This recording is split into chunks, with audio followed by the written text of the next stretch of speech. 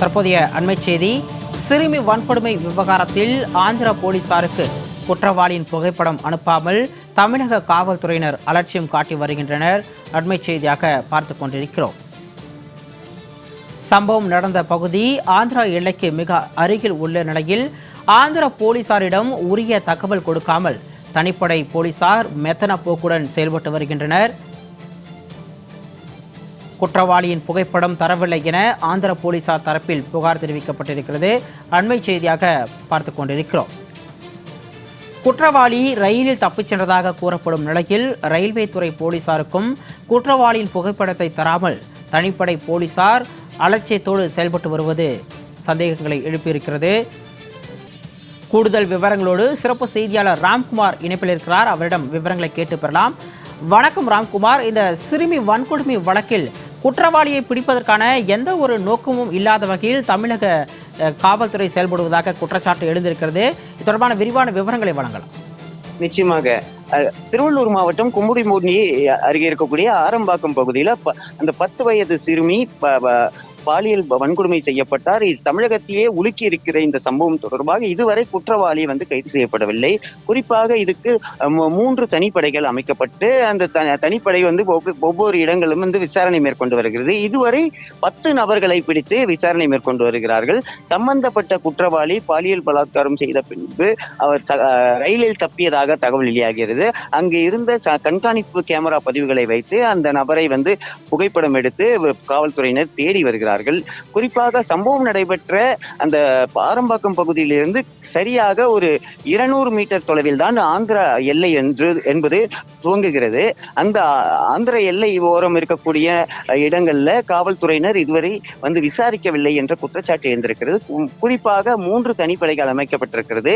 அந்த 3 தனிப்படைகள் நேற்று அந்த ஆரம்பாக்கம் அருகே உள்ள ஆந்திர மீனவ கிராமம் பகுதிக்கு சென்றிருக்கிறார்கள். ஆனால் அங்கு இருக்கக்கூடிய மீனவ மக்கள் இங்கு ஏன் விசாரிக்கிறீர்கள் என தகராறில் ஈடுபட்டிருக்கிறார்கள். வாக்குவாதம் முற்றிய நிலையில் தனிப்படை போலீசார் விசாரிக்காமல் திரும்பவும் வந்திருக்கிறார்கள். இதுவரை ஆந்திர போலீசாருக்கு சம்பந்தப்பட்ட குற்றவாளியின் புகைப்படம் அனுப்பப்படவில்லை. அதே போல ஆந்திர எல்லையோர் தமிழகம் மற்றும் ஆந்திர எல்லையோரம் இருக்கக்கூடிய பகுதிகளுக்கு குற்றவாளியின் புகைப்படம் அடங்கிய போஸ்டர்கள் எங்கும் ஒட்டப்படவில்லை என்ற குற்றச்சாட்டு இருந்திருக்கிறது. அதே போல ரயிலில் தப்பியதாக கூறப்பட்ட நிலையில் ரயில்வே போலீசாருக்கும் சம்பந்தப்பட்ட குற்றவாளியின் புகைப்படம் இதுவரை அனுப்பப்படவில்லை என்ற இருந்திருக்கிறது.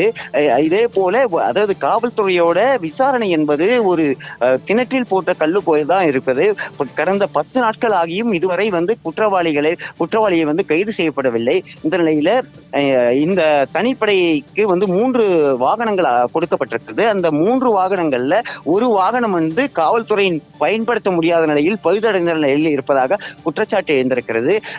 அதாவது திருவள்ளூர் மாவட்டத்திலிருந்து தப்பி ஓடிய நபர் வேறு மாநிலத்துக்கு சென்றிருப்பார்கள் என்ற கோணத்துல விசாரணை இதுவரும் துவக்காத நிலையில இந்த சிறுமி பாலியல் வன்கொடுமை வழக்குல இதுவரை காவல்துறை எந்த ஒரு நடவடிக்கையும் எடுக்கவில்லை என்ற குற்றச்சாட்டு எழுந்திருக்கிறது. இதற்கிடையேதான் சென்னை ராஜீவ்காந்தி அரசு மருத்துவமனையில் உத்தரப்பிரதேசத்தை சேர்ந்த ஆரிப் என்ற நபர் சிகிச்சை பெற்று வருவதாகவும் அவரும் அதே போல புகைப்படத்தில் கண்காணிப்பு கேமரா பதிவில் இருக்கக்கூடிய நபரும் ஒரே மாதிரி இருப்பதாக எழுந்த தகவலின் அடிப்படையில் தனிப்படை போலீசார் ராஜீவ்காந்தி அரசு மருத்துவமனையில் சிகிச்சைக்காக அனுமதிக்கப்பட்ட அந்த நபரை விசாரித்திருக்கிறார்கள். இந்த சம்பவத்திற்கும் அதாவது இந்த நபருக்கும் எந்த தொடர்பும் இல்லை என்ற தகவல் வெளியாயிருக்கு. இதே போல அந்த சம்பந்தப்பட்ட நபரின் புகைப்படத்தை சிறுமியிடம் காண்பித்திருக்கிறார்கள். அந்த சிறுமியும் இந்த தன்னை பாலியல் பலாத்காரம் செய்த நபர் இவர் இல்லை என்ற தகவல் வெளியாகி சொல்லியிருக்கிறதா சொல்றாங்க. இதற்கிடையில இந்த ஏற்கனவே 3 தனிப்படைகள் அமைக்கப்பட்டு அந்த விசாரணை எந்த ஒரு அதாவது இந்த விசாரணையில எந்த ஒரு தகவலும் வெளியாகவில்லை. இதற்கிடையிலே தான் அதாவது ஆந்திர எல்லை ஓரம் இருக்கக்கூடிய பகுதிகளில் புகைப்படம் எதுவும் அனுப்பாத நிலையில குற்றவாளிகளை கண்டுபிடிப்பதில் சிக்கல் தொடர்ந்து இருந்து வருவதாக தகவல் வெளியாகி இருக்கிறது. ஒட்டுமொத்தத்தில் கடந்த 10 நாட்களாக நடைபெற்ற விசாரணையில் தோல்வி ஏற்பட்டிருக்கிறது. குற்றவாளிகளை தப்பிக்க வைக்கும் நோக்கத்தோடு காவல்துறையினர் ஈடுபட்டு வருவதாக குற்றச்சாட்டு எழுந்திருக்கிறது. சிகாமணி, விரிவான விவரங்களுக்கு நன்றி ராம்குமார்.